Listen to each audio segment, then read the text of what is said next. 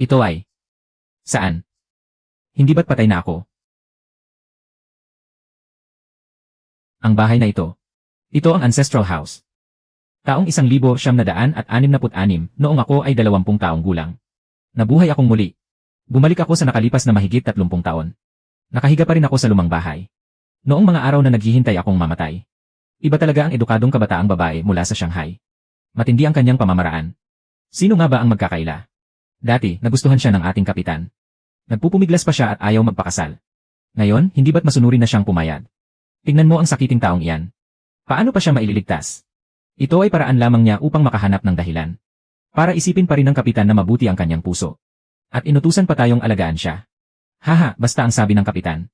Basta't huwag nating hayaan ang sakiting ito. Namamatay sa loob ng 2 araw na ito. Kaninang umaga. Umakyat pa siya sa bundok para maghanap ng ginseng. Para dugtungan ang kanyang buhay. Sa tindi ng snow ngayon. Sa tingin ko, malamang na hindi na siya makakabalik. Iho, sumama ka sa akin. Kailangan namin ang tulad mo. Ang edukadong kabataang babae sa baryo. Ay nagpakasal sa kapitan. At hindi naging maganda ang buhay niya pagkatapos. Ginoong Cheng, ang tungkol kay Liu Qinghe na ipinapahanap niyo. Nahanap na po ang kanyang record. Siya. Nagpakasal siya sa kapitan. Dahil ang nagligtas ng buhay ko sa nakaraang buhay ay ipinalit niya ang kanyang sarili. Akala ko noon ay iniwan niya ako. Hindi ko man lang siya tinanong. Umakyat siya sa bundok para sa akin. Sa gitna ng makapal na snow, may mga lobo at mababangis na baboy ramo. Ang utang ko sa nakaraang buhay, babayaran ko sa buhay na ito. Ang taong pinalampas ko sa nakaraang buhay, poprotektahan ko sa buhay na ito. King, hintayin mo ako.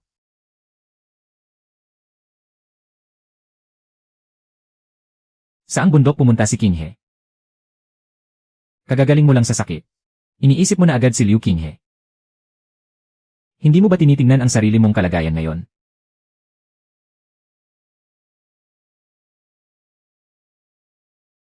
Ayusin mo ang pananalita mo. Si Qinghe ay babae ko. Kapag nangahas ka pang magsalita ng masama tungkol sa kanya, sa susunod, hindi lang mukha mo ang abutin. Ngayon, sabihin mo sa akin. Saang bundok siya pumunta? Sa silangang bahagi ng likod ng bundok. Nabalitaan niyang may ligaw na ginseng doon.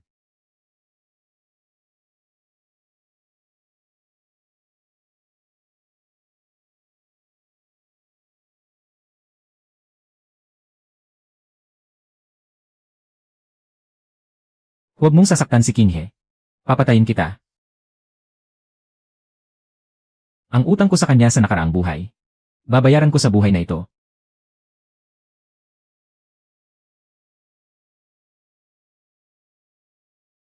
Napakalakas nito.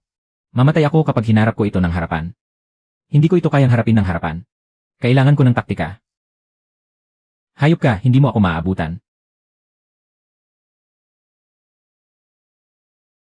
Halika pa. 1, 2, 3, 4. Nabali ang puno. Malapit na. CJ.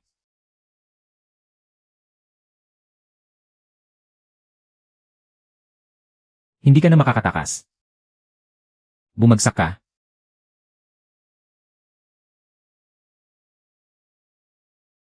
Heh.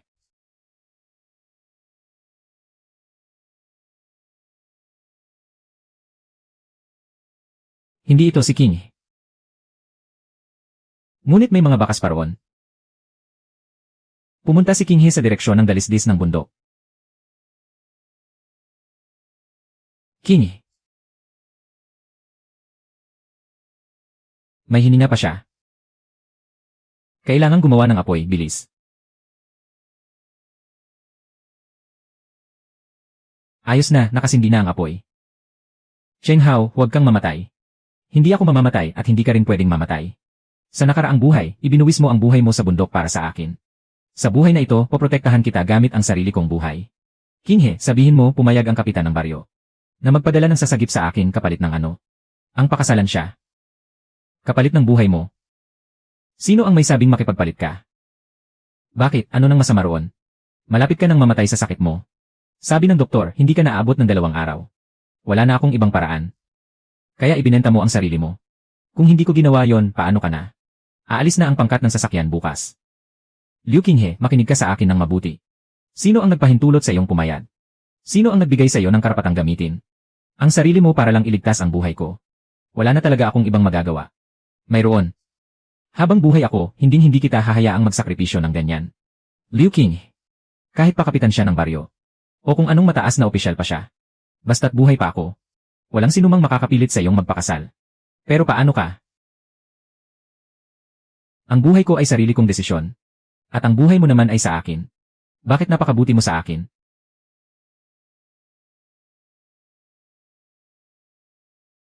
Ang laki ng ipinagbago mo. Ang mga hindi dapat magbago ay hindi nagbago. Ito ang iniwan sa akin ng aking ina. Sabi niya ay magdadala ito ng kaligtasan, isuot mo ito. Paano naman ikaw? Ang mabuhay ka ang pinakamalaking kaligtasan ko. Sumunod ka sa akin ng malapit, huwag kang bibitiw. May sumusunod sa atin. Ano nang sumusunod sa atin? Kahit ano pa yan. Hindi ko hahayaang hawakan ka niyan. Cheng Hao. Cheng Hao, may kapal pa pala ng mukha mong bumalik dito. Pamilya Cheng. Matapos mong mambugbog, akala mo ganoon na lang yon. Paano niyo gustong ayusin ito? Maglatag kayo ng kondisyon. Lobo, asawa ko, tingnan mo dali. Bangkay lang naman ito ng lobong niebe. Takot na agad kayo ng ganyan. Simula ngayon. Putol na ang ugnayan ko sa pamilya Cheng. Ang karne ng lobong ito ang pambayad ko. Sa pag-aalagan niyo sa akin sa nakalipas na mga taon. Isang sakitin na tulad mo, nakapatay ng lobo. Ninakaw mo lang yan, no? Kung may ganyang kakayahan si kuya. Hinayaan niya sana ang mga baboy ramo na sirain ang bodega ng palay noong nakaraang ani. Ikaw. Sino mang tumawag sa akin ng duwag at walang silbi? Ganito ang sasapitin. 50 gin ng karne. Kung hindi mo yan maibibigay, lumayas ka rito sa Dawziling. Masyadong kaunti ang 50 gin. Ano nang sinabi mo?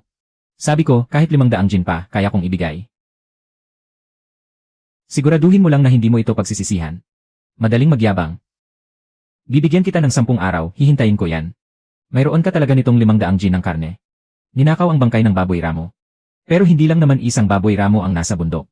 Akyat ulit ako sa bundok bukas. Bantayan mo ang ating bahay habang wala ako. Hihintayin kita. Kung sapat na ang narinig mo, bumalik ka na at magsumbong. Sabihin mo kay Liu Mantun. Huwag siyang magpadala ng ganitong basura para magmanman sa akin.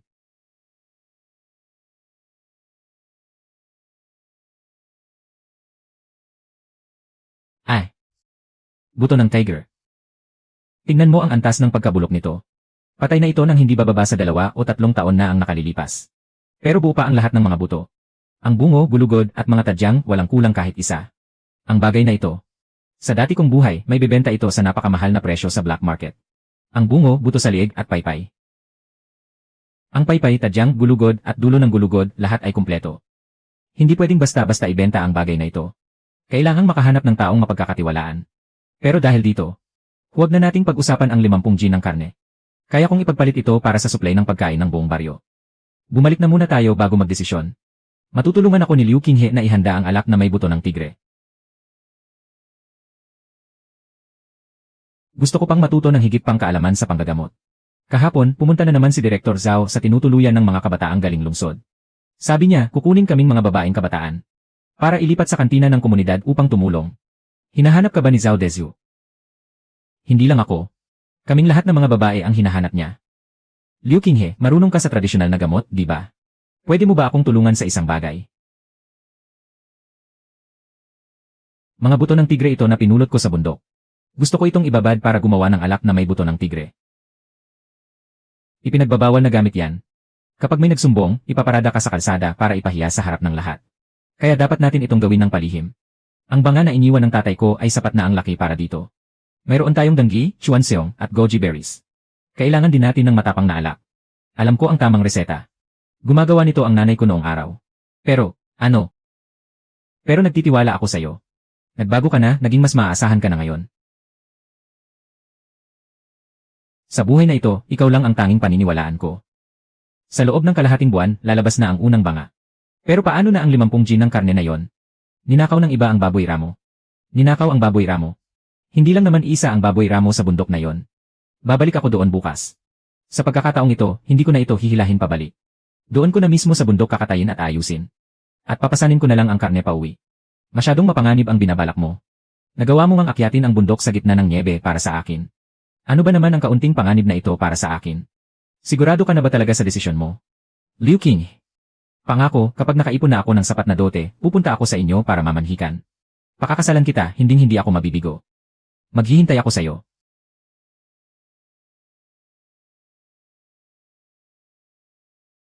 Ayos, nagawa rin. Ang kulay, bango at lasa, lahat ay perpekto. Ang tapang ng alak na ito. Biglang uminit ang katawan ko at guminhawa ang pakiramdam ko. Yung mga matatandang sinasabi mo noon. Sina Tio Zhang at Lola Li. Papuntahin mo sila sa bahay mamayang hapon para sumubo. Sige, pupunta ako para sabihan sila. Hay, salamat. Guminhawa ang pakiramdam ng tuhod ko. Pagkatapos uminom, parang lumuwag ang pakiramdam sa buong katawan ko. Gumaan at naging mas malakas ang pakiramdam ko. Cheng Hao, iho. Lola, mabuti po at naging mabisa ito sa inyo. Pero may hihilingin po sana akong pabor sa inyong dalawa. Huwag niyo na lang pong ipagsabi na ako ang naghanda nito. Huwag kang mag-alala, tikom ang bibig namin. Nabalitaan mo na ba ang balita? Tungkol sa alak na ginagawa ng pangalawang anak ng pamilya Cheng. Matapos uminom ni Lola Li. Parang naging ibang tao siya sa sobrang sigla. Kalokohan ang mga sinasabi mo. Siya, makakagawa ng ganoon kasarap at mabisang alak. Hindi ako maniniwala dyan. Saan naman siya kukuha ng galing sa paggawa ng alak?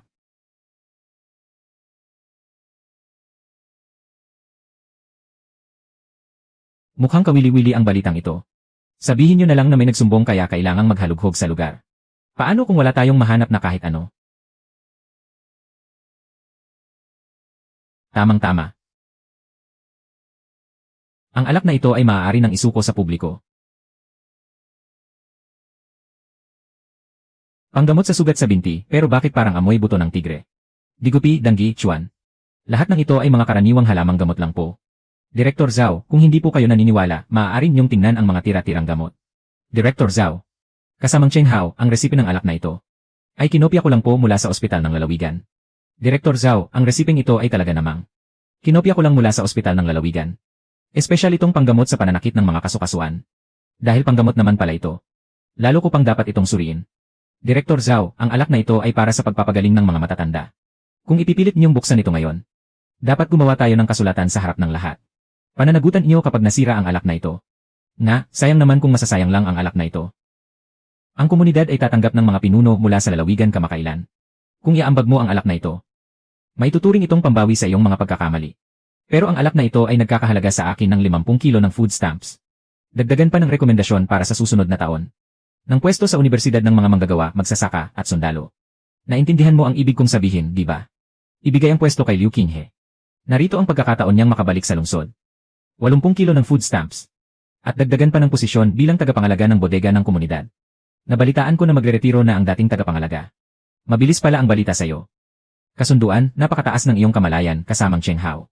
Bukas na bukas din ay gagawin natin ang mga papeles para sa paglilipat. Bakit ka pumayag sa kanya? Walang mabuting balak si Zhao Dezhu. Ang sinasabi niyang pwesto sa universidad ay isa lamang panlilin lang. Narito ang tunay na alak. Ang ibinigay kay Zhao Dezhu ay hinaluan at peking alak lang. Matagal mo na palang inihanda ito. Gaano pa ba karami ang mga kakayahang itinatago mo? Sapat na para protektahan ka habang buhay. Sapat na para kay Zhao Dezhu. Na hindi na siya makakabangon pa sa buhay na ito. Liu Zhang, ito po ang tunay na alak. Huwag po kayong maingay. Uminom lang po ng isang lagok bago matulog. Lola Li, para sa inyo po ang banga na ito. Mas matapang ito kaysa noong nakaraan. Naibigay na ang lahat. Naibigay na sa 10 kabahayan. Ano ang sabi nila? Sabi ni Tio Zhang. Kung may mga hasman na galawin ako, lalabanan niya ito gamit ang kanyang tungkod hanggang kamatayan. Sulit na. Ito ang lokal na gawang alak na gamot ng ating komunidad. Espesyal na panggamot sa rayuma. Pinuno, tikman niyo po. Ang tabang naman nito, Direktor Zhao. Niloloko mo ba ako gamit ang tubig na ito? Hindi ito maaari, malinaw na. Tama na. Sa susunod, huwag kang gagamit ng mga ganitong bagay para lang makapanlin lang. Cheng, napakahimala ng alak mong ito. Niloko mo ako. Direktor Zhao, ang alak na gamot ay nangangailangan ng tamang panahon. Masyadong maaga ninyong binuksan ang banga at isa pa. Ang bangang ito ang tunay na inilaan ko para sa inyo. Ang ininom ng pinunong iyon ay ang malaking banga na ipinilit ninyong agawin. Sa susunod, huwag na po kayong masyadong magmadali, Direktor. Qinghe, nabalitaan ko na ang alak na may buto ng tigre ni Cheng Hao ay umabot na sa kaalaman ng mga pinuno ng lalawigan. Nabalitaan ko na napahiya si Zhao Dezhu sa pagpupulong. Namutla ang kanyang mukha sa hiya. Siya ang nagpilit na agawin ang malaking banga, sino pa ang sisisihin niya? Napaka-protektado mo naman sa asawa mo. King He, napakaswerte mo talaga. Kapag nagpatuloy ka pa sa pagsasalita ng kung ano-ano, wala kang makukuhang hapunan. Hahaha. May oso, takbo. Magtago kayo sa loob ng bahay, huwag kayong gagawa ng ingay.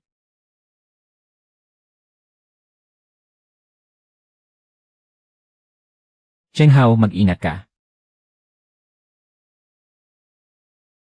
Makinig ka, umurong ka.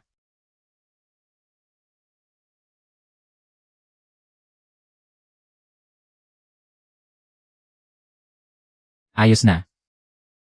Ayos na, wala nang dapat ipag-alala. Ako ang magbabantay ngayong gabi. Malakas ang amoy ng dugo ng oso. Baka makaakit ito ng iba pang mababangis na hayop. Nasugatan ka. Mababaw na sugat lang ito, hindi ito malubha. Bakit ka pa sumugod dito? Paano kung may mangyaring masama sa'yo?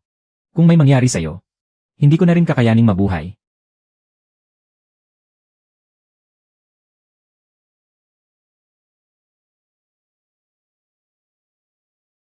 Uminom ka muna ng tubig. Hindi titigil si Zhao Xiaohu. Ang tiyuhin niya ay si Liu Manton. At pinsan naman niya si Zhao Dezhu. Gagawa at gagawa sila ng paraan para gamitin laban sa atin ang nangyari ngayong gabi. Pero huwag kang matakot. Kung tatangkain nilang saktan ka, kailangan muna nilang dumaan sa ibabaw ng bangkay ko. Ngayong araw, igagawad sa akin ng komunidad ang tsapa. Tiyak na ang mga matatandang iyon ay may pinaplano na namang masama. Kuya Cheng Hao, narito na ang lahat ng tao mula sa komunidad. 3 beses nang nagpadala ng tao si Direktor Zhao para magmadali tayo. Kasama ni Zhao Fugi ang kanyang buong pamilya at pumunta na roon. Gusto nilang, bakit ka nagmamadali? Hayaan mo silang maghintay. Ano ang gagawin nila? Gusto nilang pahirapan ka sa pagtitipon. Tignan niyo, narito na si Cheng Hao. Isang walang kwentang tao lang naman. Samba lang siguro ang nangyari. Narito na si kasamang Cheng Hao. Palakpakan po natin siya. Ngayong araw, igagawad ng komunidad kay kasamang Cheng Hao ang tsapa ng hari ng pangangaso. Bilang pagkilala sa pagliligtas niya sa edukadong kabataan. Hindi naman ito palamuti lang, di ba? Siyempre, may pakinabang ito. Ang sinumang may hawak ng tsapang ito ay maaaring mag-utos sa mga milisya ng komunidad. At may prioridad sa pagpili ng lugar ng pangangaso. Paano kung may mang-api sa hari ng pangangaso? Siyempre, dapat silang parusahan ng mabigat. Si kasamang Cheng Hao ngayon ay nasa ilalim ng espesyal na proteksyon ng komunidad. Noong mga nakaraang gabi, may nagtapon ng patay na manok sa bakuran ko. At nagbuhos pa ng dumi ng tao. Direktor Zhao, ano po ang dapat nating gawin sa bagay na ito? Direktor Zhao, sa tingin niyo po ba ito ay isang aksidente o sinadya? Ano ang nangyayari rito? Kung sinadya man ito, napakasama naman ng taong gumawa niyan. Isang pagkakamali lang iyon, tiyak na hindi sinadya. Pagkakamali. Ito ay nakuha ko mula sa damit ng isa sa kanila, Kapitan Zhao. Gusto niyo po bang suriin ito? Para malaman kung kaninong tela ito. Cheng Hao, huwag mo kaming sagarin. Kahit sa akin pa yan, ano naman ang mapapatunayan yan? Kapitan Zhao. Ang tungkol sa pagdadala ng iyong pamangkin ng oso para saktan kami. Hindi ko pa po iyon pinapanagutan sa inyo. Sige na, sige na. Kasamang Cheng Hao. Napakasayang araw nito. Pagbigyan mo na kami. Gusto lang kitang paalalahanan. Darating sa susunod na linggo si Kalihim Wang mula sa lalawigan. Huwag mong ipahiya ang komunidad. Huwag na po kayong mag-alala, Kapitan. May sarili akong paghahanda. Haozi, punta ka sa bahay namin at uminom tayo. Haozi, napakaganda ng pinsan ko sa panig ng tiyahin ko. Gusto mo bang ipakilala ko siya sa'yo? Hindi na kailangan, salamat. Napaka-plastic naman ng mga taong ito. Dati, sinisiraan ka nila sa likod mo. Ngayong matagumpay ka na. Isa-isa na silang naglalapitan para sumipsip. Dapat na nating iligpit ang batang iyan agad. May tsapa na siya ngayon. Kaya na niyang magpakilos kahit ng mga milisya. Bakit ka nagmamadali? Gusto siyang makita mismo ni Kalihim Wang ng lalawigan. Ang pagkilos na yon ay parang pagpapakamatay. Kung ganoon, hintayin natin kapag pumunta siya sa lalawigan. Doon sa daan ng laoy niyan. Napakadaling gumawa ng aksidente roon. Gusto ka nilang ipahamak sa daan. Saan galing ito? Mismong si Kalihim Wang ang sumulat nito. Gusto ng matandang iyan na maglaro ng madumi. Pwes, sasabayan ko siya sa mas malaking laro. Napala, huwag ka nang bumalik sa tirahan ng mga kabataan ngayong gabi. Doon ka na matulog sa bahay ko. Kuya Cheng Hao, napakagara ng tsapa mo. Pwede mo bang tanggalin para makita namin? Kuya Cheng Hao, napaka-espesyal talaga ng tsapa na ito. Lumaki ka ng mabuti. Sa hinaharap, magiging mas kahanga-hanga ka pa rito. Huwag ka nang bumalik sa tirahan ng mga kabataan ngayong gabi, doon ka na matulog sa bahay ko. Ay, sa bahay mo ako matutulog. Hindi ba parang hindi magandang tingnan? Ano ba ang iniisip mo? Ang grupo ni Zhao Xiaohu ngayong gabi. Tiyak na gagawa ng gulo sa tirahan ng mga kabataan. Kailangan kong magbantay roon. Ganoon pala. Haha, bakit, nadismaya ka ba? Cheng Hao. Paano ka biglang naging napakahusay sa pangangaso? Kapag nasadlak ka na sa desperadong sitwasyon, kusang matututunan mo rin ito. Kung ganoon, mananatili ka bang ganyan? Kahanga-hanga palagi. Dahil kailangan pa kitang protektahan. Anong nangyari? Anong tunog iyon? Huwag kang gagalaw. Kinabahan ako ng husto.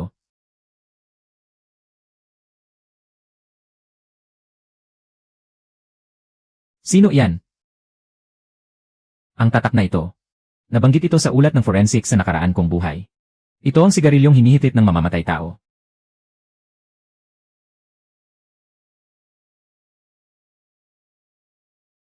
Ang kutsilyong ito. Huwag kang tumingin. Cheng Hao. Mamatay ba tayo ngayong gabi? Hawakan mo ito, kung may pilit na pumasok. Itutok mo sa dibdib niya at kalabitin ang gatilyo. Hindi na sila darating ngayong gabi. Ngunit simula pa lamang ito. Kingi. Nagtitiwala ka ba sa akin? Nagtitiwala ako. Mamaya, papasok muna ako sa loob. Makinig kayo sa hudyat. Ang pagbasag ng mangkok ang magiging hudyat natin. Sinwerte lang ang duwag na yon kagabi. Kailangang mapatay natin siya ngayong gabi. Kasamang Cheng. Napakadelikado kung papasok kang mag-isa. Kung mag-isa lang akong papasok, doon lamang sila magiging kampante. Bantayan niyo na lang ang pinto sa likod sa labas. Tawagin niyo si Masanpao ngayong gabi. At magdala kayo ng gawang sariling baril. Tingnan natin kung gaano talaga kagaling ang Cheng Hao na yan. Hindi na kailangang maghintay ng gabi. Anong ginagawa mo rito? Naparito ako para maningil ng utang. Nangangahas ka bang manggulo sa bahay ko? Nakikilala mo ba ang kutsilyong ito? Nakikilala mo ba ang kutsilyong ito? Hindi ko nakikilala yan, huwag mo akong pagbintangan. Hindi ko nakikilala. Kung ganoon, sino ang pumasok sa imbakan ko ng panggatong kagabi? May ebidensya ka ba? Gusto mo bang paghambingin natin?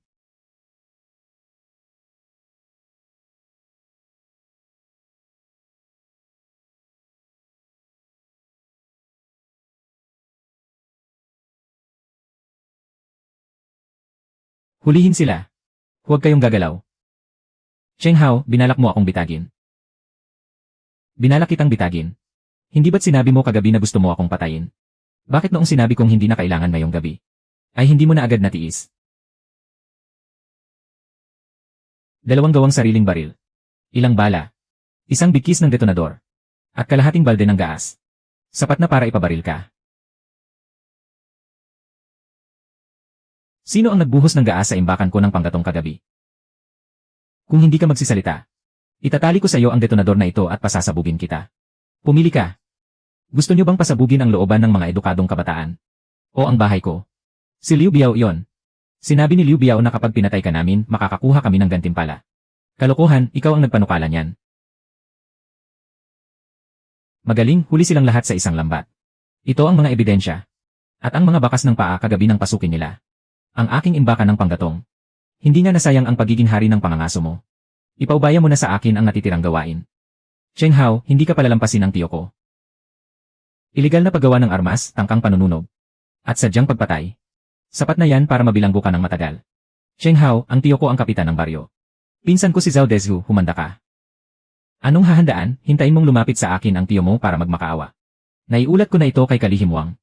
Sa pagkakataong ito, pati si Liu Mantun ay imbestigahan na rin.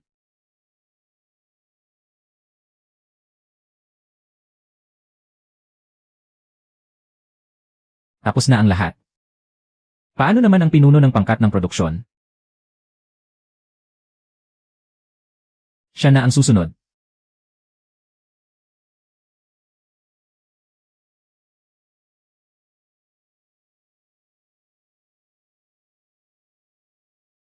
Maraming salamat po sa inyong pagod, Kalihim Wang. Ako ang kapitan ng baryo, si Liu Mantun. Hinahanap ko si Cheng Hao. Kalihim Wang, ako po si Cheng Hao. Mabuti. Ikaw pala ang gumawa ng alak na may buto ng tigre. Opo. Nagamot ng alak na ito ang aking rayuma. Ibinabad po ang buto ng tigre kasama ang mga tradisyonal na gamot sa loob ng 15 araw. 7 taon na. Mula nang maubos ko ang banga ng alak na ibinigay ng dating bantay. Hindi na muling gumaan ang pakiramdam ng aking katawan ng ganito. Kalihim Wang. Isang malinaw na kaso ng iligal na pangangalakal. Kung ganoon, dapat ko na rin palang hubarin ang aking katungkulan. At sumama sa kanya sa kampo ng pagbabago sa pamamagitan ng pagtatrabaho. Hindi ko po sinasadya, hindi po sa ganoon. Ang iyong nakagagamot na alak ay talagang napakahusay. Sabihin mo, ano ang kailangan mo? Kalihim Wang, mayroon po akong isang bagay na matagal ko nang gustong sabihin. Hindi po nagtutugma ang talaan ng kapitan ng baryo at ng malaking pangkat. 3,000 gin ng pagkain pantulong. 500 gin ng inaning palay sa taglagas. Hindi pa kasama rito ang huwad na ulat ng mga punto sa trabaho. Natatakot po akong magsalita dahil baka walang maniwala sa akin. Ngunit ngayong narito na kayo, Kalihim Wang. Alam ko kung sino ang dapat kong paniwalaan. Dadalhin ko muna ang talaang ito. May lakas ka ng loob. Ang tansong medalya ng hari ng pangangaso. Karapat dapat talaga sa'yo. Sa susunod na linggo ay magkakaroon ng malaking pagpupulong sa lalawigan.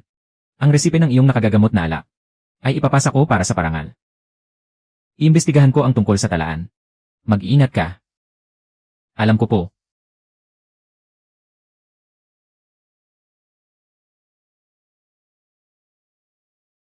Naniwala siya sa'yo. Simula pa lang ito. Direktor Zhao, Kapitan Liu. Tungkol sa libro ng kwenta. Kinuha na po ni Kalihim Wang. Aamin ba kayo ngayon? O hihintayin niyo ang mga tao mula sa lalawigan na mag-imbestiga? Uwi na tayo para kumain.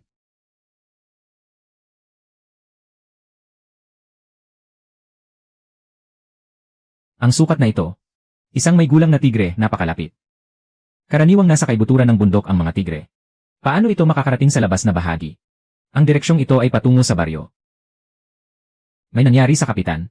Nakakita ako ng mga bakas ng paa ng tigre sa likod ng bundok. Isang may gulang na tigre ang patungo sa direksyon ng baryo. Nagbibiro ka ba? Saan naman magkakaroon ng tigre rito sa atin? Iyon kung mayroon man, tiyak na nasa kaibuturan iyon ng bundok. Paano naman iyon makakarating sa labas na bahagi? Maniniwala ka kapag nakita mo na. Sandali lang, dahan-dahan ka naman. Hindi ko pa nga naisusuot ng maayos ang sapatos ko. Diyos ko, may tigre nga talaga. Ito, kasing laki yata ito ng bibig ng mangkok. Gaano kaya kalaki ang katawan ng hayop na ito? Isang may gulang na tigre, tiyak na tumitimbang ng 4 hanggang 500 gin. Ano ang gagawin natin kung bumaba ng bundok ang hayop na yan at pumasok sa baryo? Kaya kailangan nating maghanda ng maaga. Pupunta ako sa komunidad para kumuha ng mga baril na pangangaso. Organisa mo ang pangkat ng tagapagtanggol. May tigre sa bundok. Isang may gulang na tigre ang patungo sa direksyon ng ating baryo. Tigre, ano na ang gagawin natin? Humingi ako ng tulong sa hukbo. Ang pangkat ng tagapagtanggol ay haharang lamang sa daan. Hindi ninyo kailangang sumugod sa harap. Kung sakaling sumugod ang tigre, ako ang nasa pinakaharap. Sa akin muna tatama ang mga kuko ng tigre. Kasamang Cheng Hao. Inutusan kami ng kalihim ng komisyong militar na sumuporta sa inyo. Kumpirmadong nasa silangang bahagi ng likod ng bundok ang tigre. Ihahatid muna namin ang mga taga-baryo sa ligtas na lugar. Pagkatapos ay isasara namin ang bundok para kubkubin ito. Lahat ay susunod sa utos ni kasamang Cheng Hao. Masusunod.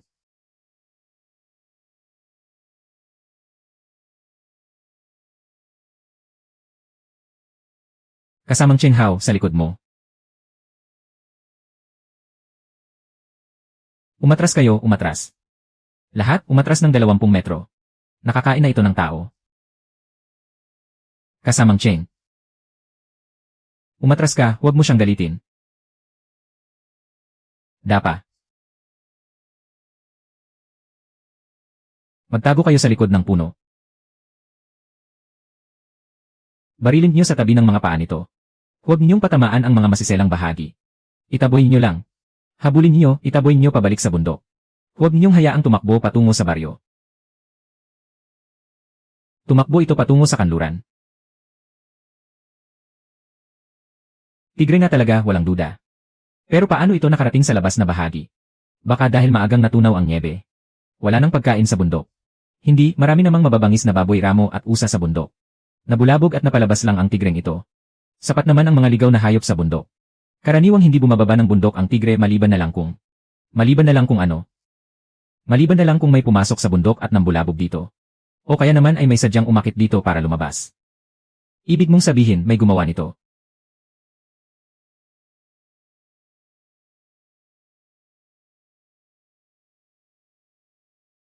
Sabi ko naman sa iyo, sa akin muna tatama ang mga kuko ng tigre. Pero hindi naman nangyari, di ba? Huwag kang magsalita ng ganyan. Naitaboy na ang tigre. Naitaboy na pabalik sa kaibuturan ng bundok.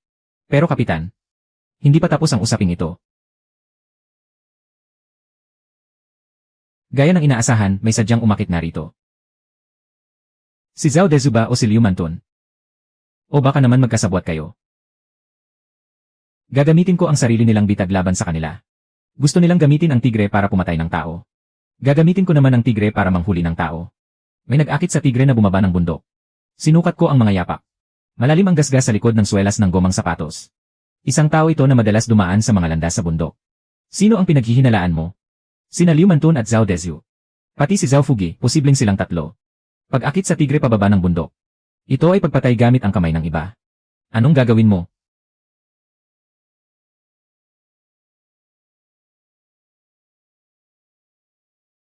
Malamang ay nakalayo na ang tigreng iyon. Pupunta ako sa kasulok-sulukan ng bundok para tingnan. Siguraduhin mong malinaw ang makikita mo. Ako lang mag-isa ang umakyat sa bundok. Ilagay ang panali rito. Dito ilagay. Dito ang bitag. Malapit na siguro. Hindi na makapaghintay ang taong iyon. Heto na siya. Gusto kong makita kung sino ito.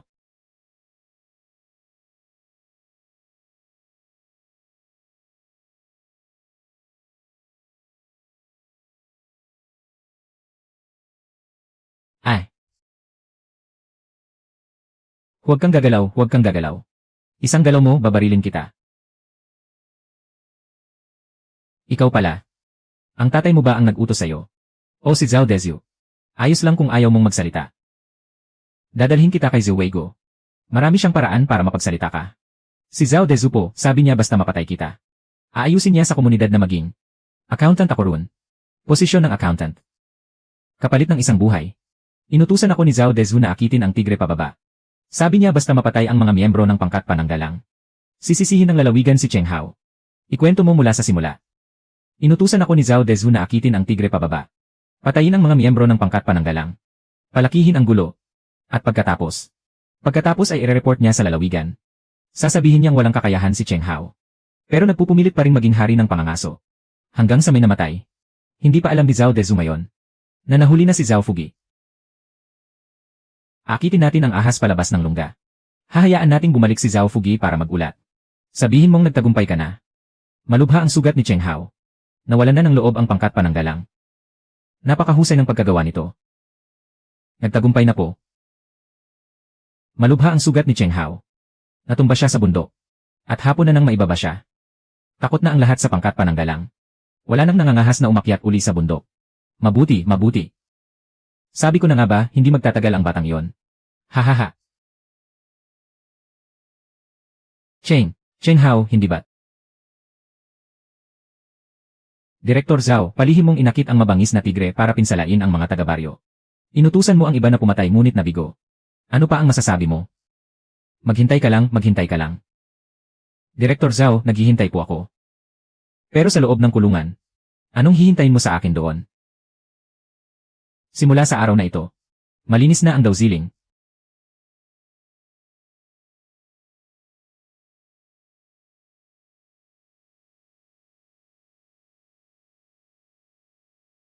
Liu Manton, maaaring makapagtago ka ngayong gabi. Pero hindi ka makakatakas bukas. 3 taon na ang nakalipas, nagnakaw ka ng 300 gin ng palay noong anihan.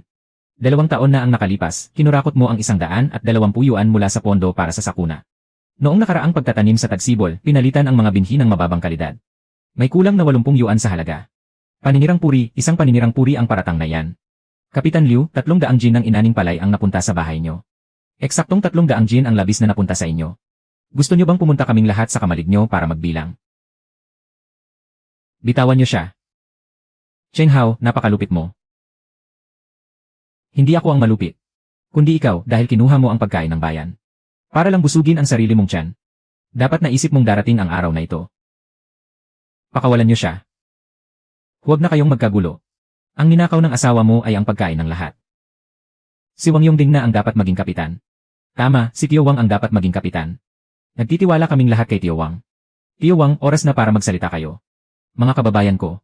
Ako, si Wang Yongding, ay naging vice-kapitan sa loob ng 20 taon. Walang kahit isang butil ng pagkain ng bayan ang mawawala sa inyo. Ang sinumang mangangahas na magnakaw muli. Ako mismo ang unang magpapakulong sa kanya. Anong itinatawa-tawa mo? Natatawa lang ako dahil malaki na ang ipinagbago mo. Noong tinatawag ka pa nilang inutil noon, hindi ka man lang lumalaban. Ngayon, lahat ng masasamang tao sa baryo ay naipakulong mo na. Iyon ay dahil noon. Wala ka pang sumusuporta sa akin. Bagsak na sina Zhao Dezhu at Liu Manton. Malinis na ang ating baryo. Ngayon, oras na para kumita tayo ng pera. Paano tayo kikita? May minahan akong natuklasan sa bundok noong nakaraan. May iron ore sa ilalim ng mga damong Wenjin. Bukas, magsasama ako ng mga tao sa bundok para tignan ito. Marunong ka rin palang tumingin ng mga mineral. Marami pa akong alam na hindi mo pa nakikita. Unti-unti ko ring sasabihin sa'yo. Kinghe, kapag nagsimula na ang operasyon ng minahan, formal na akong pupunta sa inyo para hingin ang kamay mo. Sa pagkakataong ito, hindi na kita paghihintayin. Maghihintay ako sa'yo gaano man katagal.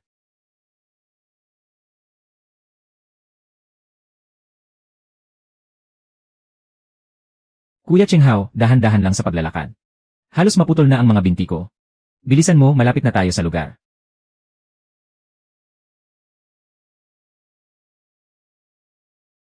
Ano ba itong bagay na ito? Damong Wenjin ito. Kung saan tumutubo ang damong ito, tiyak na may mina sa ilalim. Tignan mo, mataas ang taglay nitong bakal. Talagang batong bakal ito. Hindi bababa sa 30% ang taglay nitong bakal.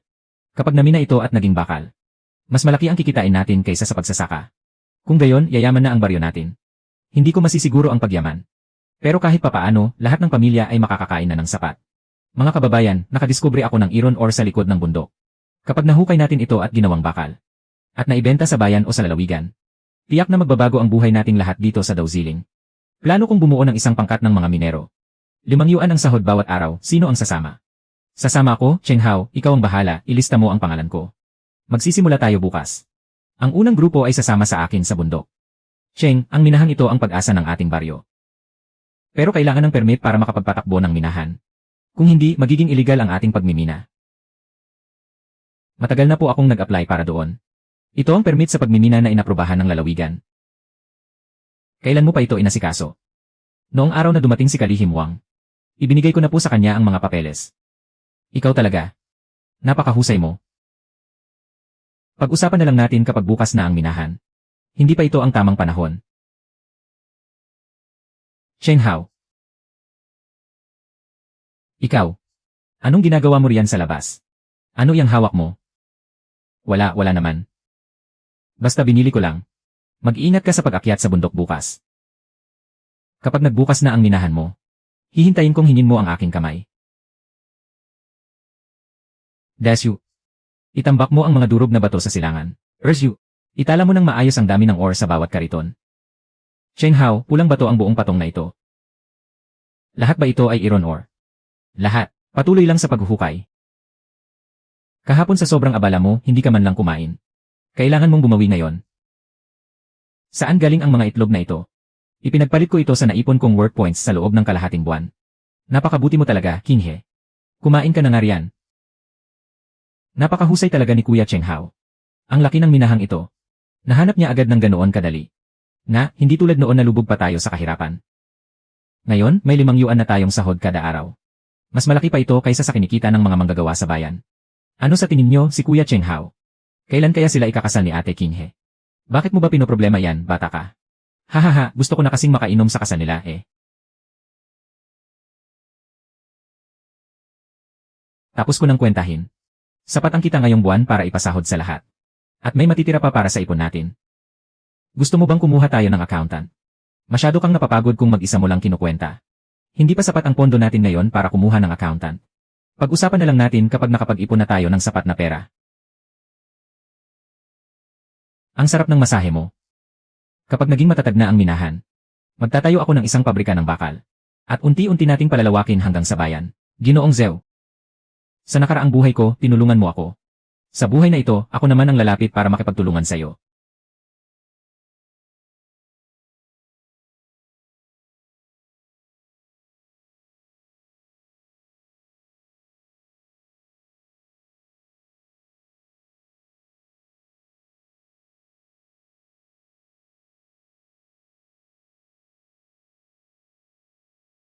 Ginoong Zhu, ako po si Cheng Hao mula sa Douziling.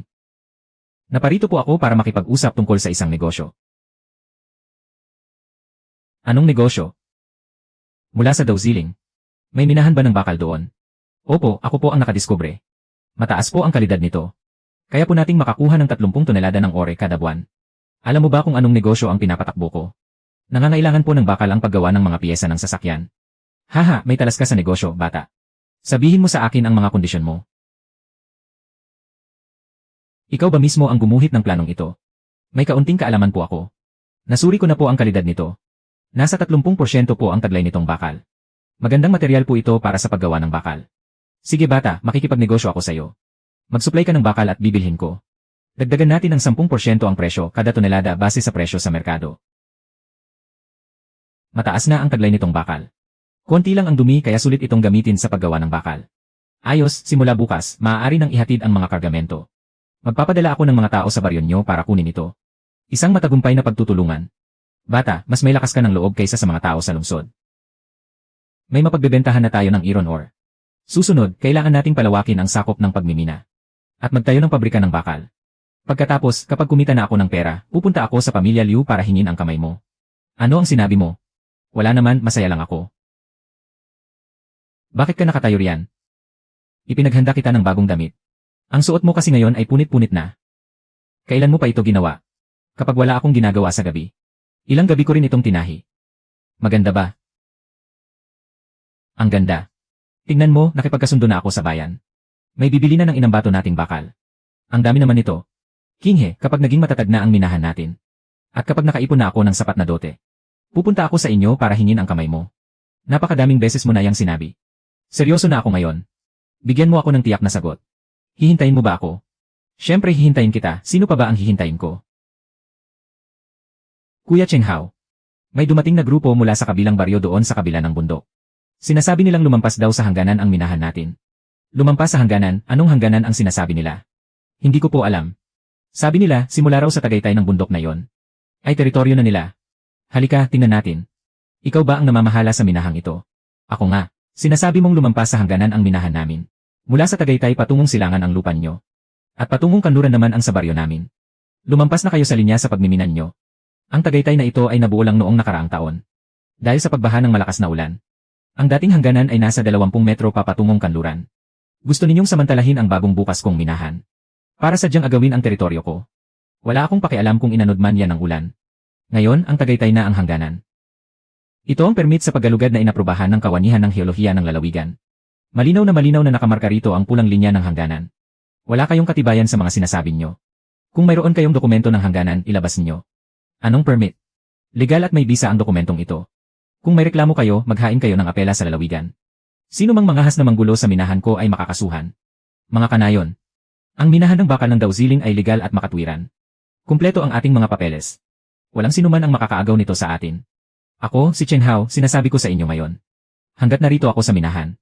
Ang minahan ito ay mananatiling pag-aari ng Douziling. Walang sinumang makakaagaw ng kabuhayan natin. Tama. Sa tingin mo ba ay babalik pa ang mga taong iyon ngayon? Para manggulo ulit. Wala silang legal na patunay ng hangganan. Kaya malamang na hindi na sila babalik. Ngunit hindi natin maaaring isantabi na mayroong tao sa likod na sumusuporta sa kanila. Sino naman ang lihim na tutulong sa kanila? Kahit na bumagsak na si Director Zhao, mayroon pa rin siyang mga koneksyon sa bayan. Malamang nagagamitin niya ang pagkakataong ito para gumawa ng gulo. At lihim na manabotahe. Kung ganoon, kailangan mong mag-ingat ng mabuti.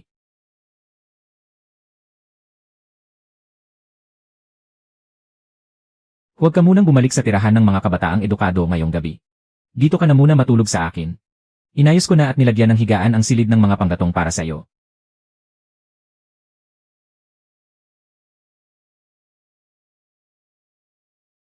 Magpahinga ka na rin ng maaga.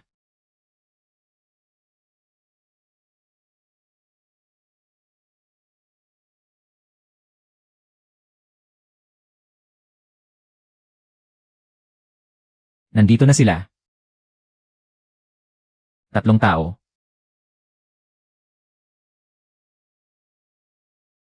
Hindi ba kayo natutulog sa hating gabi at napadpad kayo rito sa bahay ko? Paano mo nalamang nandito kami? Tumahol ang aso ng 3 beses at biglang tumahimik. Masyadong kakaiba yon. Kaya siguradong may problema. Sino ang nagpadala sa inyo rito? Mabuti pang magtapat ka na ng malinaw. Kahit hindi magsalita ang dalawang iyan. Malalaman at malalaman ko pa rin ang totoo. Ang taong may apelyidong Masabayan. Sabi niya, bibigyan niya kami ng 50 yuan kapag nagtagumpay kami. Bumalik kayo at sabihin niyo sa manayon. Kung gusto niyang pakialaman ang minahan ko. Tingnan muna niya kung may kakayahan siya. Hindi mo ba kami dadalhin sa komunidad? Masyadong maluwag para sa inyo kung dadalhin lang kayo sa komunidad. Ang mahalaga ay maiparating ang mensahe. Nagising ba kita? Hindi naman talaga ako nakatulog. Pupuntahan mo ba ang taong nagngangalang Ma? Marunong lang siyang gumawa ng kalokohan ng patalikod. Hindi siya kusang pupunta rito sa baryo. Pero siguradong pupuntahan ko siya sa bayan. Sasama ako sa'yo. Marunong ka bang makipag-away? Pero may mga bagay na kailangang matutunan kahit mahirap.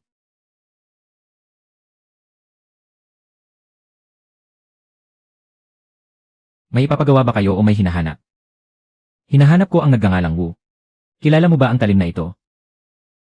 Saan mo nakuha ang kutsilyong iyan? Kagabi may taong may hawak nito. Pinuntahan ako sa bahay para manggulo. Ikaw ang magsabi sa akin kung saan ko ito nakuha. Ikaw pala ang taong nagngangalang Cheng mula sa Douziling. Ikaw si Malausan. Ako nga. Totoong ako ang nagpadala sa 3 taong iyon.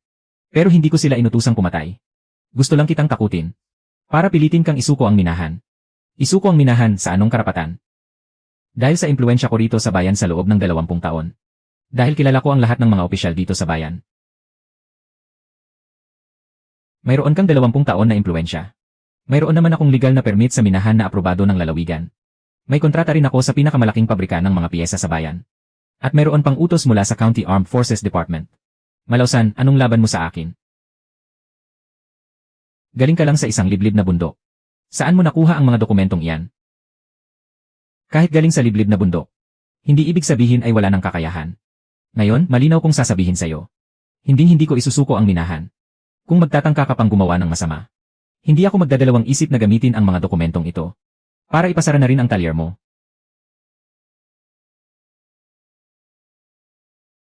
Maayos ka lang ba? Maayos lang ako, napag-usapan na namin ng maayos. Nangako siyang hindi na manggugulo. Hindi mahalaga kung nangako siya o hindi. Ang mahalaga ay malinaw sa kanya. Na wala talaga siyang panama sa akin.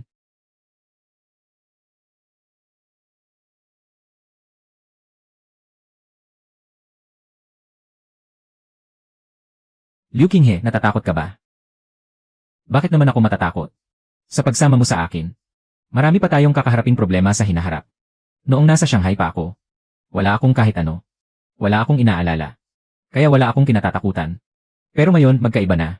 Mayroon na akong taong pinapahalagahan. At mga bagay na mahalaga sa akin. Natatakot ako. Pero kahit natatakot ako, hindi ako alis. Kung ganoon, hindi ko hahayaan. Na mabuhay ka sa takot ng walang dahilan.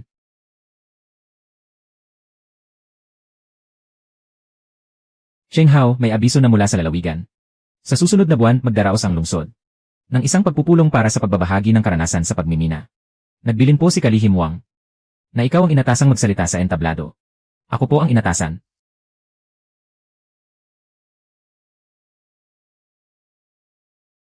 Mula sa Douziling. Ikaw ba si Cheng Hao? Ako nga po. Naghihintay po sa loob si Vice Chairman Wang. Wala po akong alam na malalalim na salita. Ang minahang ito ay natuklasan ko sa likod ng bundok. Ito ay pinagtulungan ng mahigit 30 katao sa aming baryo. Nahinukay gamit ang bawat piko. Dati, sobrang hirap ng baryo namin na halos wala kaming maisalang sakalan. Ngayong mayroon na kaming minahan ng bakal. Ang bawat pamilya ay nakakakain na ng sapat. Cheng Hao, napakahusay ng iyong sinabi. Maraming direktor ng mga lumang minahan ang narito. Nagtatanong at nag-aral mula sa iyong karanasan. Ipinahayag ko lang ng tapat ang aking mga ginawa. Haha. Ito si kasamang Li mula sa kawanihan ng industriya ng lungsod. Nais niyang makipag-usap sa iyo para sa isang pakikipagtulungan. Tungkol sa pagtatayo ng pabrika ng bakal. Cheng Hao, ikaw ba yan? Ako nga. Tapos na ang pagpupulong. Babalik na ako sa baryo bukas. Maayos naman ba ang lahat? Naging napakaganda ng talumpati. May naghahanap din sa akin para makipagtulungan sa pabrika ng bakal. Kinghe, ang ating mga hakbang ay dapat maging mas malaki pa. Gaano man kalaki ang ihakbang mo? Susunod ako sa'yo. Nilagyan ko ng asukal. Nag-ipon ako ng ilang kupon ng asukal para ipagpalit dito. Napakabuti mo talaga, Kinghe. Mabuti naman at alam mo. Kumusta? Tanggap ka na ba ng mga tao sa lalawigan? Hindi mahalaga kung tanggap nila ako o hindi. Ang mahalaga ay ang ating minahan. Ay tuluyan ng naging maayos ang takbo. Ang susunod na hakbang. Ang pabrika ng bakal.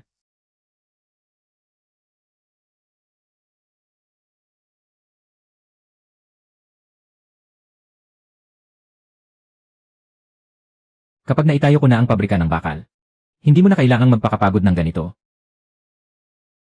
Kanino mo natutunan ang disenyo ng pugong ito? Pinag-aralan ko lang po ito ng sarili ko. Sa tingin niyo po ba ay maaari ito? Maaari. Mas makabago ito kaysa sa karamihan ng mga disenyong nakita ko. Ang bagong uri ng pugon mong ito ay kayang makatipid ng hanggang 30% ng karbon. Maaaring mag-apruba ang lalawigan ng lupa para maitayo mo ang pabrika. At maaari ka ring tulungang makakuha ng pautang na may mababang interes. Ngunit may dalawang kondisyon. Sabihin niyo po. Una, ang magagawang bakal ay dapat unahin. Ibigay sa pabrika ng makinaryang pang-agrikultura ng lalawigan. Pangalawa, kailangan mong magsanay para sa lalawigan ng isang pangkat ng mga ekspertong teknikal na manggagawa. Maaari po nating unahin ang lalawigan.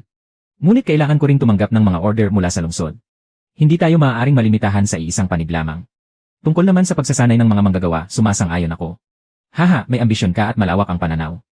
May kasunduan na tayo. Kapitan, inaprubahan na po ng lalawigan ang lupa. Maaari na nating itayo ang pabrika ng bakal.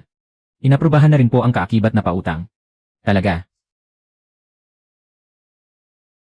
Lahat kayo, huminto muna kayo.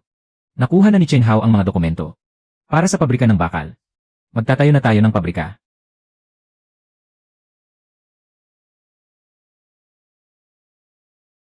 Bakit hindi ka nakikipagsaya sa kanila? Masaya naman ako sa loob ko. Hindi ko lang talaga gusto ang makipagsiksikan sa ganyang kaguluhan. Kapag naitayo at maayos na ang pabrika, pupunta ako sa inyo para formal na hingin ang kamay mo. Seryoso ako sa pagkakataong ito. Hihintayin kita. Hindi ka ba makatulog? Iniisip ko ang tungkol sa pabrika ng bakal, natatakot akong magkamali. Hindi ka natatakot sa mababangis na tigre at itim na oso. Tapos matatakot ka sa pagtatayo ng pabrika. Ang pangangaso ay pakikipaglaban sa mga hayop. Ngunit ang pagtatayo ng pabrika ay pakikipaglaban sa tao.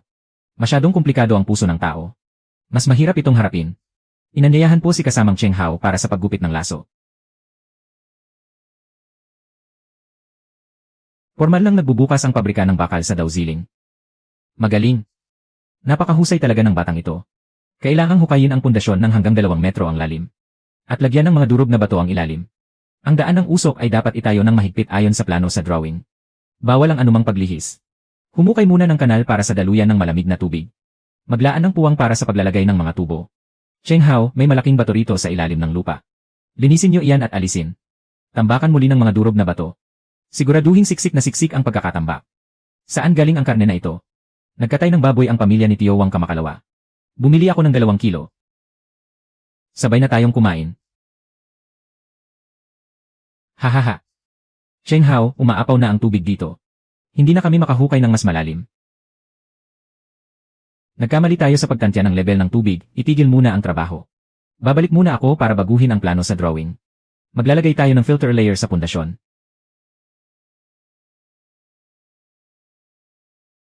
Bakit hindi ka pa natutulog? Hinihintay kitang matapos sa pagdodrawing. Kinghe, kapag naitayo na ang pabrika, tayo ay tapusin muna natin ang pagbabago sa plano. Pag-usapan na lang natin kapag tapos na ang pabrika. Sige, susunod ako sa'yo. Ikaw talagang bata ka, mayroon pa ba na hindi mo kayang gawin?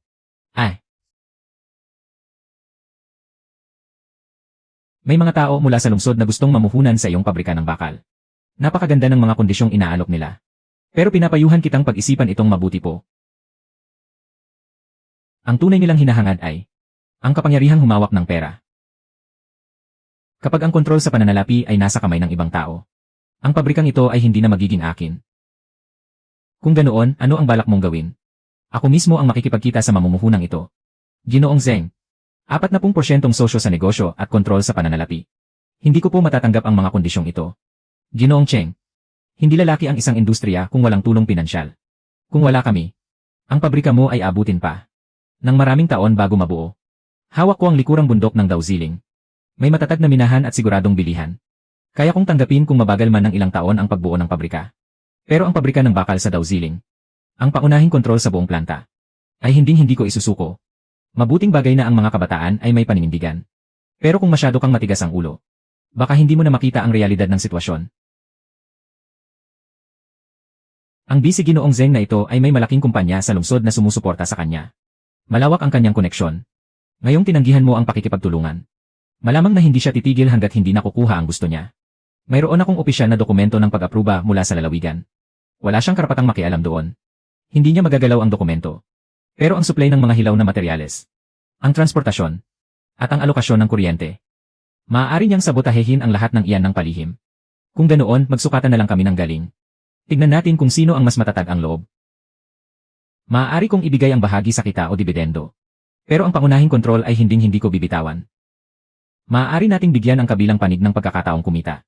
Pero ang kapangyarihang magdesisyon sa pabrika at ang pamamahala ay dapat manatiling hawak ng sarili nating mga kamay. Kung gusto nilang makihati sa kita, ayos lang. Pero ang kontrolin ang industriyang ito ay imposibleng mangyari. Kumusta ang naging negosasyon? Gusto nilang makuha ang kontrol sa pabrika. Tinanggihan ko agad sila. Ano na ang plano mo ngayon? Maaari ko siyang bigyan ng mga share at bahagi sa mga dibidendo. Pero ang tauhan, pananalapi at ang kabuang pag-unlad. Ang lahat ng direksyon ay ako lamang ang magpapasya. Paano kung hindi niya ito tanggapin? Nasa kanya na kung tatanggapin niya o hindi. Pero hindi ko siya bibigyan ng ibang pagpipilian. Boss Cheng, sinasadya mo ba akong paglaruan? Ginoong Zeng, namumuhunan ka lang para kumita. Hawak ko ang minahan sa Dauziling. Pati na ang buong planta ng bakal sa Dauziling. Mayroon din tayong matatag na bentahan. Sa loob ng 3 taon, mababawi na ang puhunan at kikita na tayo. 40% ang hasyan sa kita. Siguradong kita ito at walang lugi. Kung ipipilit niyong kontrolin ang planta, hindi na natin kailangang ituloy ang usapang ito. Interesante kang bata ka. Kukunin ko ang kasunduan. Bibigyan kita ng sagot sa loob ng 3 araw. Boss Cheng, nakapag-isip na ako. Ganoon pa rin, 40% ang dibidendo. Hindi ako makikialam sa pamamahala ng planta. Magtitira lang ako ng isang pwesto para sa tagamasid. Para lang mag-audit ng mga libro. Pero hindi pwedeng humawak sa pamamahala ng pera. Iyan ang huling hiling ko.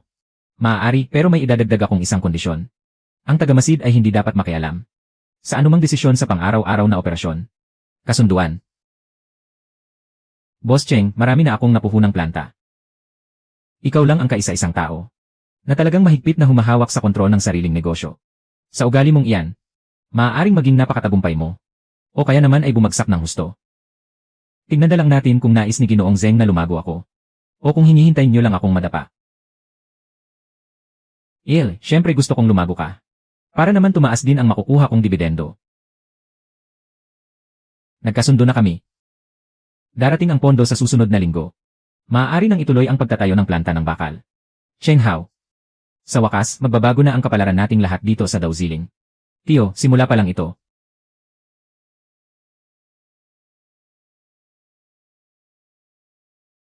Nagkasundo na kayo. Alam ko na, nakita ko pa lang sa mga hakbang mo. Ganoon ba kahalata? Kapag mabilis ang lakad mo, ibig sabihin ay maayos ang lahat at panatag ka. Kapag mabagal naman, marami kang iniisip. Pero dahil magaan ang lakad mo ngayon, siguradong naging maayos ang lahat. Mas kilala mo pa ako kaysa sa sarili ko.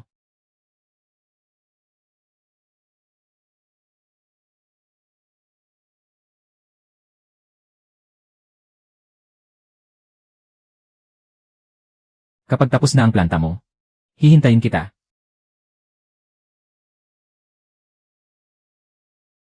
Malapit na. Kuya Cheng Hao, ang taas ng tsimenya na ito. Mataas ang tsimenya kaya malayo ang lipad ng usok. Hindi nito maapektuhan ang buhay sa baryo. Kahit sa panaginip, hindi ko akalain. Makakapagtayo tayo sa Dauziling ng ganito kagandang planta. Tio, bubong pa lang iyan. Kapag naikabit na ang lahat ng makinarya, doon pa lang talaga tayo magsisimula. Mga kanayon, maayos na natapos ang bubong ng planta ngayong araw. Sa susunod na buwan, matatapos na ang pagkakabit ng mga makina. Makakapagluto na tayo ng sarili nating bakal dito sa Dauziling. Cheng Hao, ikaw ang mapagpalang bituin ng ating baryo. Hindi ako mapagpalang bituin. Ang mga masisipag na nagtatrabaho. Kayo ang tunay na lakas at pundasyon ng baryong ito.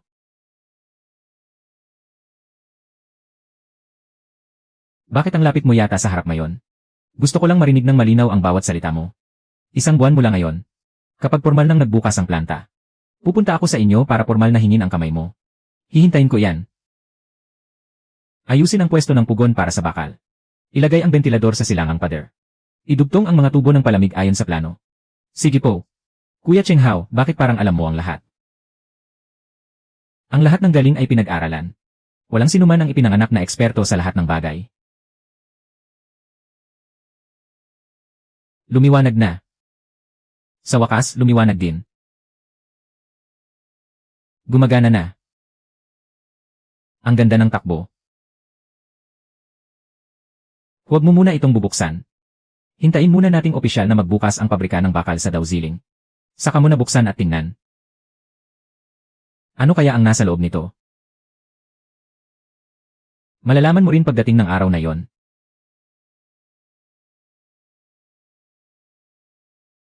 Buksan ang pugon.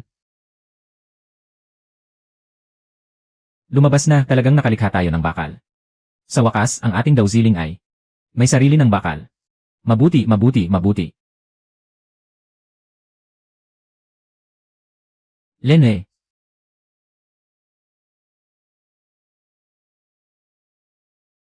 Nakakainis ka naman.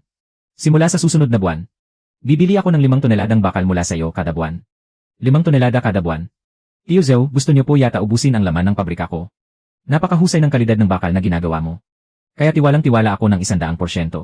Sa ngayon, ang mga order ng piyesa sa pabrika ko ay nakalinya na hanggang sa susunod na taon. Kaya kailangan talaga namin ng supply ng di kalidad na bakal. Huwag po kayong mag-alala, titiyakin ko po ang kabuang dami. At ang kalidad ng supply. May 2 bagong minahan na binuksan sa silangang bahagi. Kaya madaragdagan ng 5 toneladang mineral kada araw. Kakailanganin natin ng hindi bababa sa 30 bagong manggagawa. Magbukas tayo ng pagkuha ng mga manggagawa. Ang sahod at mga benepisyo ay kapareho rin ng sa mga dating minero. Uunahin nating tanggapin ang mga taga-baryo mismo ng Dawziling.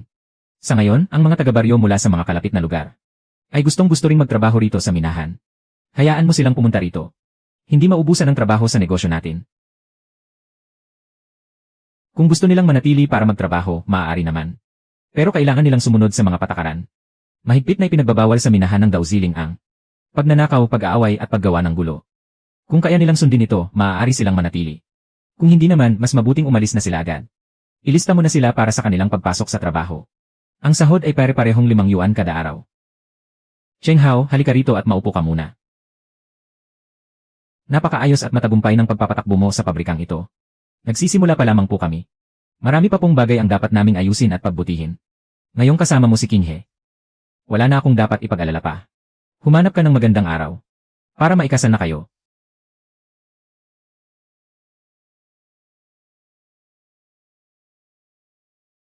Sige po.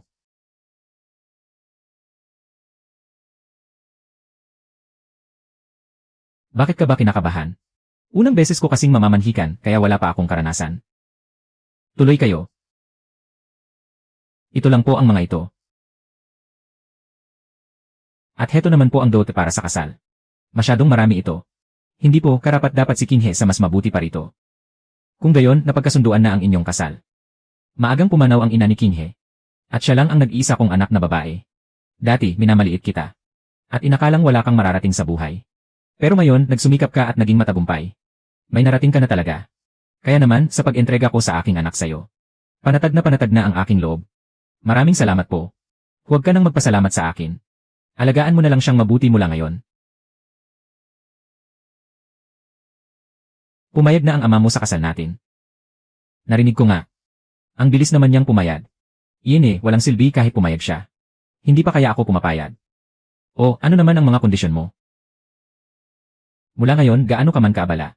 Kailangan mong kumain sa tamang oras. Pumapayag na ako sa'yo. Bakit mayroon pa? Singsing noong nakaraan. Ngayon naman ay ang nakatakdang petsa. Sa ika-8 ng susunod na buwan, pakakasalan kita. Isinulat mo na pala ang petsa ng maaga. Matagal ko na itong itinakda. Hinihintay ko lang na tumango ang iyong ama. CJ.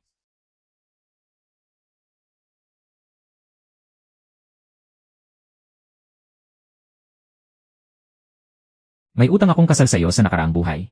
Sa buhay na ito, bibigyan kita ng pinakamarangyang kasal.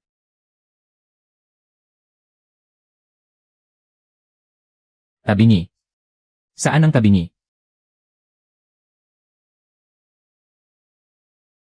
Sa hinaharap ang mga karakter ng kaligayahan sa ating bahay.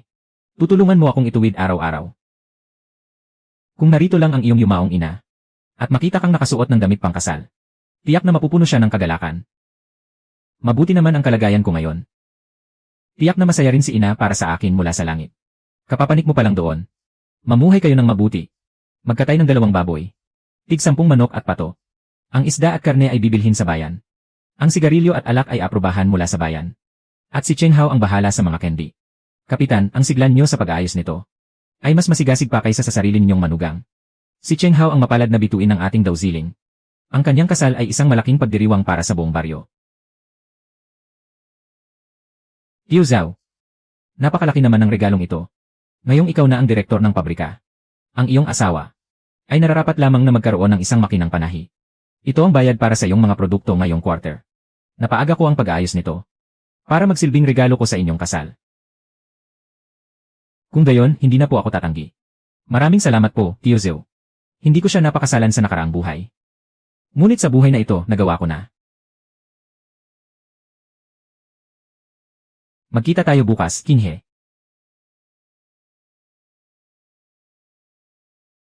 Gising ka pa ba? Hindi pa. Bakit ka na parito? Hindi ako makatulog. Kaya pumunta ako rito para makita ka. Bumalik ka na at magpahinga. Kailangan mong gumising ng maaga bukas para sa kasal. Magandang gabi, Qin He.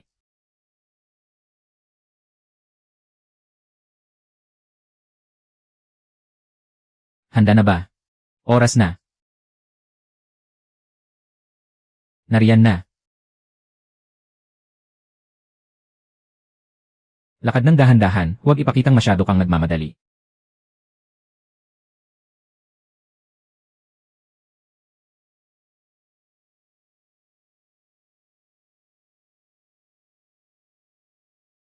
Ano ang tinitingnan mo? Hindi ako mapagod sa pagtingin sa'yo. Loko.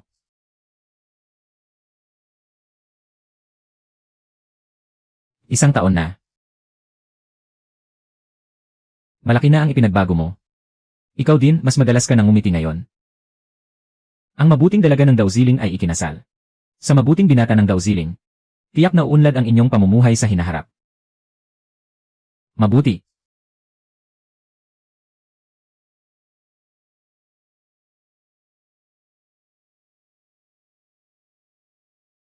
Sa wakas, tayong dalawa na lang ang natira. Qin. Salamat at buhay ka pa.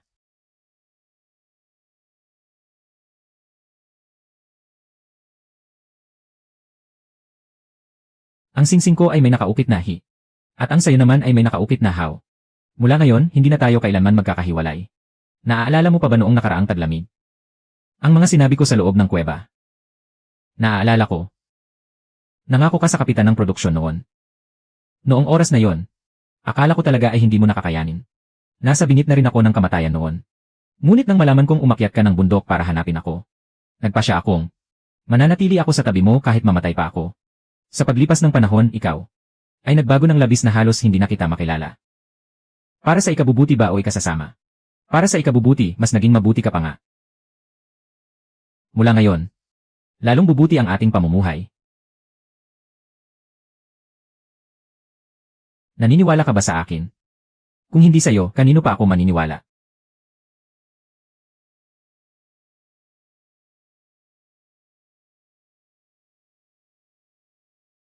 Salamat dahil sa buhay na ito, handa ka pa rin magpakasal sa akin.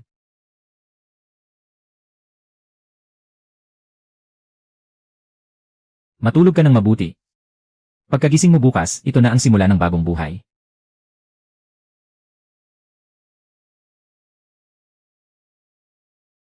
Ano ang tinitingnan mo? Tinitingnan ko ang asawa ko. Mabulaklak ang dila mo. Hindi ito mabulaklak na dila, katotohanan ito. Dahan-dahan sa pagkain, mayroon pa sa palayo. Kumuha ka pa kung hindi sapat. Sabay na tayong kumain. Salamat po sa inyong pag-aalala. Ang asawa kong si Liu Qinghe ay abala sa bahay. Bagong kasal nga naman. Bakit hindi muna kayo magpahinga ng ilang araw? Kasisimula pa lang umayos ng takbo ng pabrika. Hindi mapakali ang isip ko kaya hindi ako makapagpahinga. Talagang ipinanganak kang mapag-alala. Hahaha.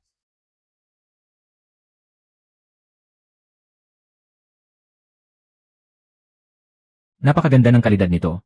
Mas mataas ang kadalisayan nito kumpara noong nakaraang linggo. Ito ay mahigpit na ginawa ayon sa inyong pinagbuting paraan ng pagkontrol sa temperatura ng pugon.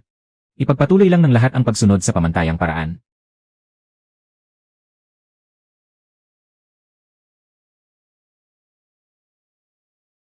Nandyan ka na pala, malapit nang maluto ang pagkain. Nandito na ako. Kasalukuyang pumipili ang bayan ng modelong unit sa produksyong pang-industriya. Kapag napili, mababawasan ang buwis. Mabibigyan ng prioridad sa pautang. At makikilala pa ang ating pangalan sa buong lalawigan. Pupunta ako bukas ng umaga sa bayan upang magtanong at magparehistro. Magsisimula ka na namang maging abala. Mas mabuti nang maging abala. Magtatrabaho ako ng mabuti para buhayin ka. Napakabilis mong makasagap ng balita. Kararating pa lang ng dokumento para sa pagpili ay narito ka na. Naparito po ako upang itanong ang tungkol sa pagpili. Kung ano po ang mga tiyak na kinakailangan. Ang pagpili ay ibabatay sa 4 na kategorya. Laki ng pabrika, dami ng produksyon, kalidad at kapakanan ng mga manggagawa. Bago pa lamang ang pabrika mo. Kaya hindi kayo kalamangan sa laki. Ngunit ang dami ng produksyon at kalidad ay kayang-kayang punan ang kakulangang iyon. Kung gayon, tiyak na makukuha po namin ang parangal na ito.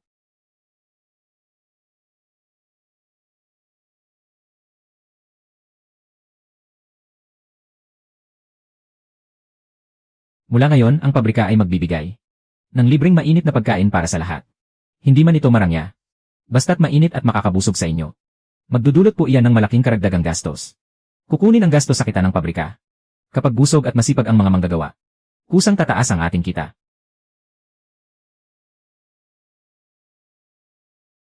Wala pang kalahating taon mula nang itayo ang pabrika. Nakakagawa na ito ng 8 toneladang bakal kada buwan. At may 78% kalidad ng produkto. Napakaayos ng pamamalakad sa inyong pabrika. Napakahusay ng inyong ginawa. Ang pabrika ng bakal sa Dawziling ay nakakuha ng 3 pwesto bilang modelong unit sa produksyon. 3 pwesto bilang modelong unit sa produksyon, modelong unit sa produksyon. Modelong unit sa produksyon. Ito ay pagkilala sa potensya ng bagong pabrika. Sana ay ipagpatuloy mo ang pagpapalago sa industriyang ito. At magpatuloy sa matatag na pag-unlad. Salamat po.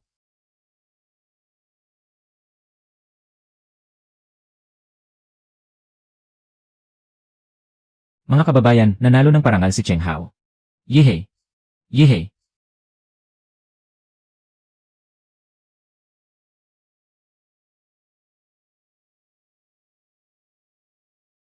Magandang araw po, Director Cheng.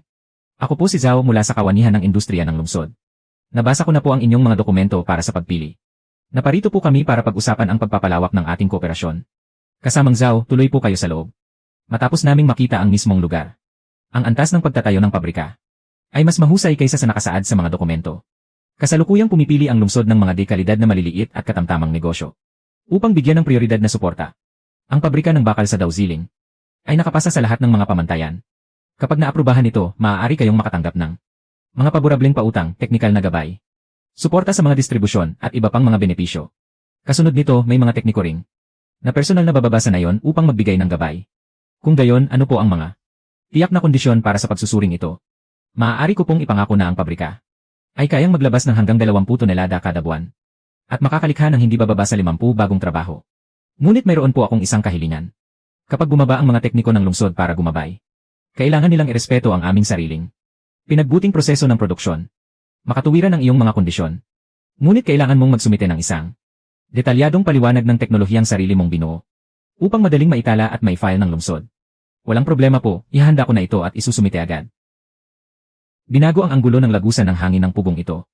Inayos ito ng 3 degree upang maging mas pantay ang pasok ng hangin at mas mabilis uminit. Kasabay nito, nagdagdag din ng matibay na patong laban sa apoy sa loob ng pugon upang mas humaba pa ang buhay ng kagamitan. Ang lahat ng pamamaraang ito ay sarili kong pinag-aralan at pinagbuti. Isumite mo agad ang form ng aplikasyon. Kapag naaprubahan na ito, ang pabrika ng bakal sa Dawziling ay opisyal nang maisasama sa mga pangunahing negosyong susuportahan ng lungsod. Ipapasa ko po ang mga dokumento sa loob ng 3 araw.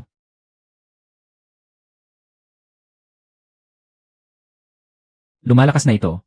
Habang bumibisita si kasamang Zhao, may nakakita kay Zhao Xiaohu na umaaligid sa pasukan ng bayan. Hindi ba't hinuli si Zhao Xiaohu kasama ni Liu Mantun Nang sabay. Mabigat ang parusa kay Liu Mantun. Ngunit kasabwat lang si Zhao Hu. Gumawa ng paraan ang kanyang ina. Kaya nakalabas na siya ng kulungan. Kanya ng problema kung nakalabas na siya. Ngunit iba na ang Dauziling ngayon. Hindi na natin hahayaang maghasik siya ng gulo rito.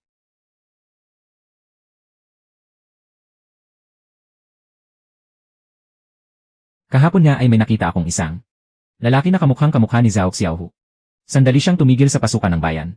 Bago naglakad patungo sa direksyon ng Dauziling.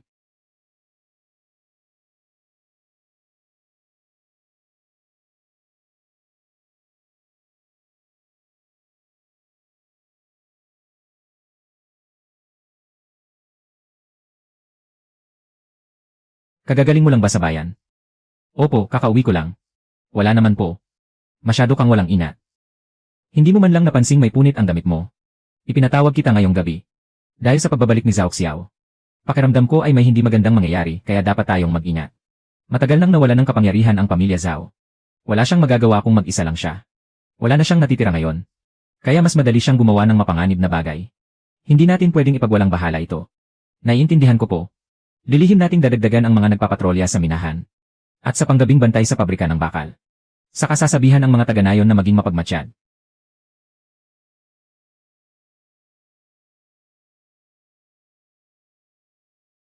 CJ. Wala na. Ano ba ang tinitingnan mo sa pinto kanina? Ang misteryoso mo naman. Wala naman po, may dumaan lang na pusang gala. Tiningnan ko lang sandali. Ngayong araw, nais nating hayagang purihin at kilalanin si kasamang Cheng Hao. Hindi pa umabot sa 1 taon nang itayo niya ang pabrika, ngunit kinilala na itong huwaran. Karapat dapat itong tularan ng lahat ng pabrika at minahan sa buong lalawigan.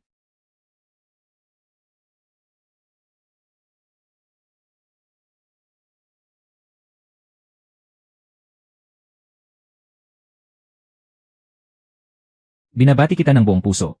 Naging napakaayos ng lahat sa pagkakataong ito. Maraming salamat po, Hepeli. Sadyang sumunod si Zhao Xiaohu papuntang bayan. Tiyak na hindi lang siya basta nanonood. Malamang na nagbabalak siyang maghiganti at manggulo. Kasalukuyan tayong nasa mahalagang yugto ng pagsusuri para sa mga natatanging negosyo. Kapag nagkaroon ng gulo, hindi lang ang reputasyon mo ang masisira, kundi pati ang buong pabrika ng bakal. Ang ating kwalifikasyon at ang kinabukasan ng pabrika. Pagbalik sa baryo, dapat nating higpitan agad ang seguridad sa pabrika. Magbantay tayong mabuti. May hindi tama sa nangyayari sa bayan. Ang pabrika natin ay lihim ng binabantayan ng iba. Ngayong gabi, ipapatupad na natin ang sistema ng pagpapatrolya sa gabi. Dahil emergency ang sitwasyon. Hindi ba dapat mag-ulat na tayo sa mga pulis ngayon? Huwag muna nating pukawin ang kanilang hinala ngayon. Mag-ingat at maghanda tayo sa sarili nating paraan. Ang mahalaga ay mabantayan natin ang pabrika.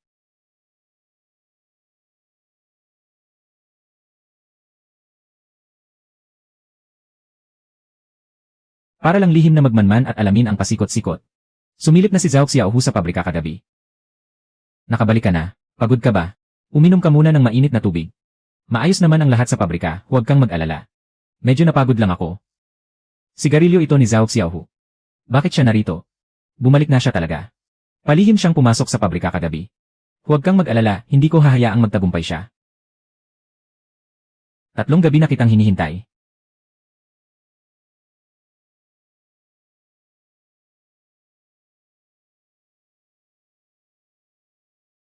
Sa wakas, nagpakita ka rin.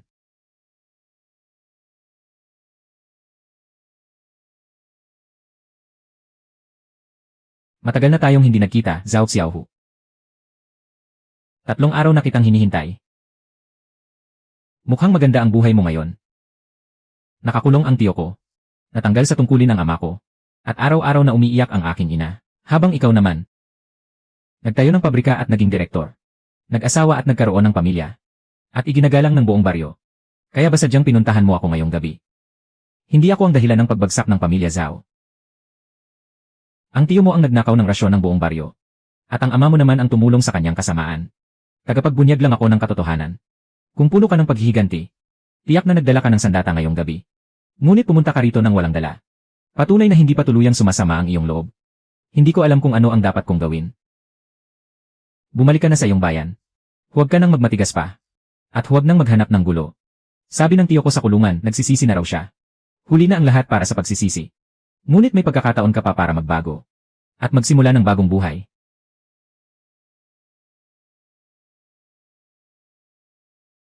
Nakaalis na siya. Umalis na siya at palagay ko'y hindi na siya babalik para manggulo. Hinayaan mo siyang umalis. Ano ba ang gusto mong makita niya? Gusto kong makita niya na, kahit na malubog ang isang tao sa putik, maaari pa rin siyang magsumikap na umahon. At mamuhay ng may dangal.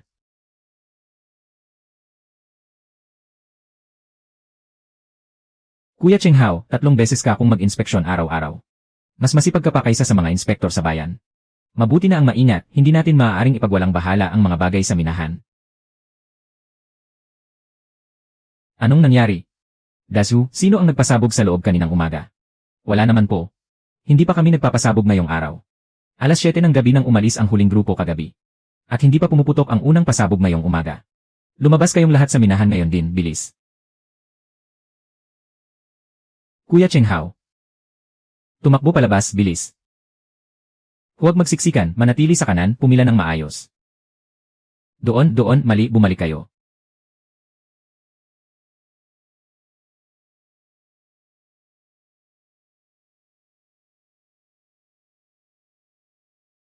Ha.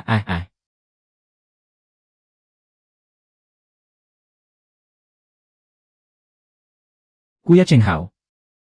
Nasa loob pa si Kuya Cheng Hao. Ano pang tinutungangan nyo? Bilangin ang mga tao. Tingnan kung sino ang nakalabas. At kung sino ang hindi pa nakakalabas. Kulang ng 4 kasama si Kuya Cheng Hao. At 3 bagong dating. Ilista ang mga kagamitan. Maghandang maghukay ng mga bato.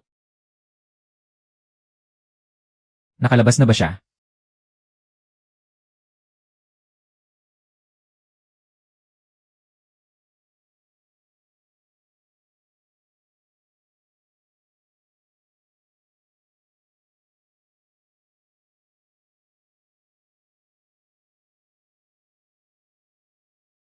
Kingi. Kailangan mong kumain.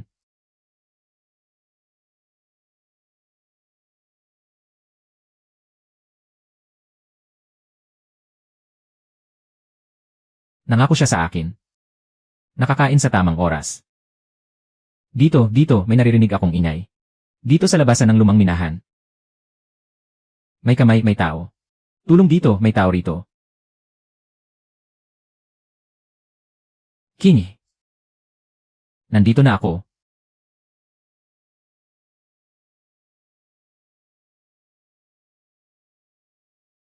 Matulog ka na. Nandito lang ako. Sabi ng doktor, magpahinga pa ng ilang araw. Kalahating buwan na akong nagpapahinga. Tingnan mo, nakakagalaw na ako. Aray, masakit pa pala eh. Kaunti lang naman. Kahit kaunti, masakit pa rin yan. Sabi ng doktor, magpahinga pa ng 3 araw. Sige na, tara na pauwi. Cheng Hao. Sige na. Mabuti naman kung ganoon. Cheng Hao, huwag ka nang bababa sa minahan sa susunod. Hayaan mo na ang mga kabataan ang gumawa niyan. Ikaw ang direktor ng pabrika. Dapat sa opisina ka lang at nagmamando. Opo, hahayaan ko na sila sa susunod. Ang ganda pakinggan ng mga sinasabi mo, Kuya Cheng Hao. Pero kapag may nangyari ulit, ikaw pa rin ang unang susugod. Kung ganoon, bilisan mo ang takbo mo. Para maunahan mo ako. Hahaha.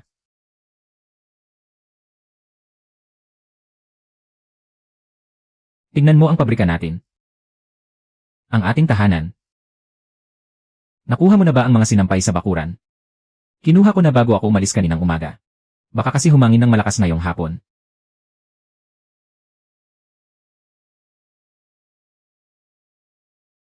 Hindi mo na ba isusuot yan ngayon? Hindi ko na isusuot ngayon. Ito na ang huling beses na dinala ko ito rito.